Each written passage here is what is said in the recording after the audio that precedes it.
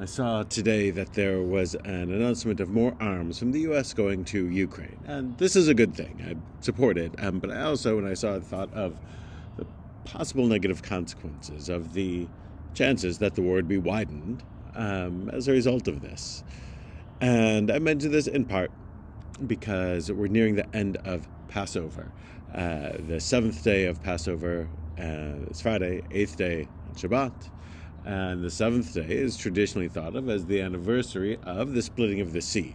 They walk out of Egypt on the first day of Passover, right after the Seder, and a week later they reach the shores of the Red Sea.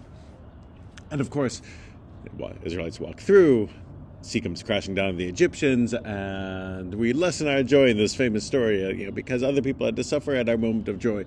And one might ask, what did the soldiers of Pharaoh do wrong that they get killed? They were just, they really had no choice in the matter.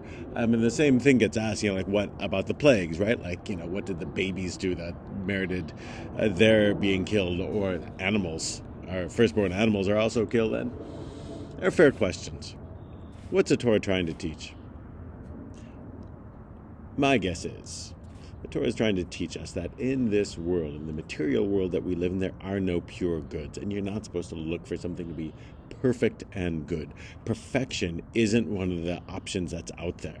In any good cause, there's always going to be some negative consequence. And if any negative consequence is intolerable to you, then there's not going to be any good causes that we can get behind. I think, there's somewhere out there, somebody's bought a fancy pants electric car, and they're powering it with, coal when they plug it in. Or the aid to Ukraine, which is the right thing to do, carries potential negative consequences. The Israeli-Palestinian conflict is the same thing.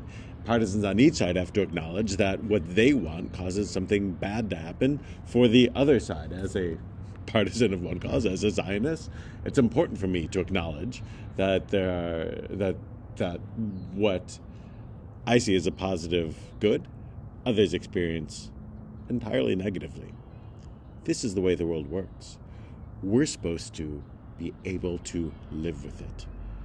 The surge of joy that you have on Seder night at that moment of freedom, at the end of the week, settles into being sick of matzah and the burden of moral complexity. We live in a morally complex world. Expecting perfect things, the Jewish tradition teaches, is not one of the possibilities out there.